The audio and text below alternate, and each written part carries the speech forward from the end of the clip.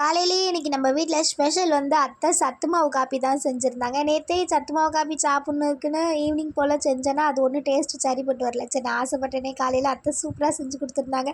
அப்புறம் இந்த டைம் கொஞ்சம் கிளைமேட் மாறி மாறி வரனால கோழிகளுக்கு கொஞ்சம் உடம்பு சரியில்லாமல் போதா, அதனால் ஏதோ மருந்து மாதிரி அரைச்சி போட்டு விட்ருந்தாங்க கோழிகளுக்கு.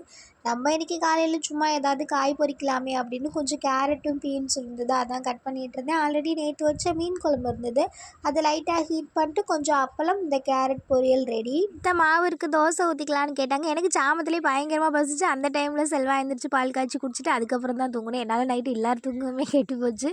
எனக்கு இப்போ தோசைலாம் சாப்பிட மாதிரி இருக்காது, நான் சாப்பாடே சாப்பிட்றேன்னு சாப்பாடு கொஞ்சம் கூட்டு வச்சு சாப்பிட்டுட்டு ஊருக்கு வந்தாலே ஒரு 2 நாள் இருந்தாலும் கூடவே இருந்துட்டு போகணுன்னு தான் எனக்கு ஆசையாக இருக்கேன். அப்போ தான் எங்கள் அத்தை வாட ஆர்எஸ் மங்கலம் போயிட்டு வரலாம், ஆனாந்தூர் போயிட்டு வரலான்னு கூப்பிடுவாங்க. இன்றைக்கி வேறு என் சின்ன மாமியாக ஃபோன் பண்ணி கூப்பிட்ருக்காங்க. என் சின்ன மாமியாக வேறு லெவலில் ஆர்எஸ் மங்கலம் போயிட்டு வரலாம் வாடான்னு கூப்பிட்டுட்டு ராம்நாடே கூட்டிகிட்டு போயிடுவாங்க. சொல்லி தான் அனுப்பியிருக்கேன், என் மாமியார் பேச்சு கேட்காம ஒழுங்காக வீடு வந்து சேருடான்னு.